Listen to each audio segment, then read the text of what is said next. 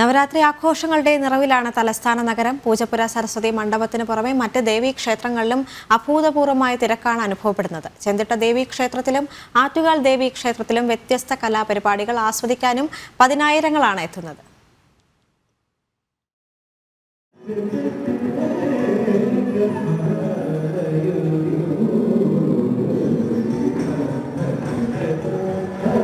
ഉപാസനയുടെ വ്രതനിഷ്ഠാകാലമാണ് നവരാത്രി കാലം. തലസ്ഥാനത്ത് 10,000-ഓളം ഭക്തർ നവരാത്രി ആഘോഷ നാളുകളിലെത്തുന്ന ഇടമാണ് പൂജപ്പുര സരസ്വതി മണ്ഡപം. മണ്ഡപത്തിനു പുറമെ തിരുവനന്തപുരത്തെ മറ്റു ദേവീക്ഷേത്രങ്ങളിലും അഭൂതപൂർവമായ തിരക്കാണ് നവരാത്രി കാലത്ത് അനുഭവപ്പെടുന്നത്.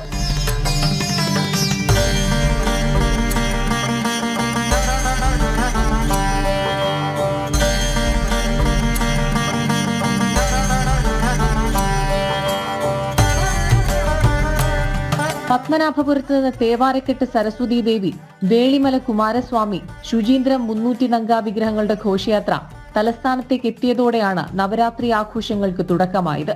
ഇതിൽ 300 നങ്കയെ ചെന്തിട്ട ഭഗവതി ക്ഷേത്രത്തിലാണ് പൂജയ്ക്കിരുത്തിയിരിക്കുന്നത്.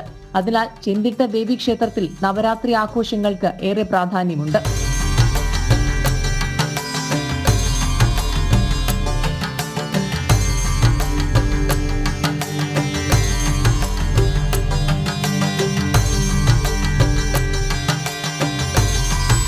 നവരാത്രി ആഘോഷങ്ങളുടെ ഭാഗമായുള്ള ദേവീക്ഷേത്രങ്ങളിലെ ദീപാലങ്കാരവും കാഴ്ചക്കാർക്ക് വ്യത്യസ്താനുഭവമാണ്.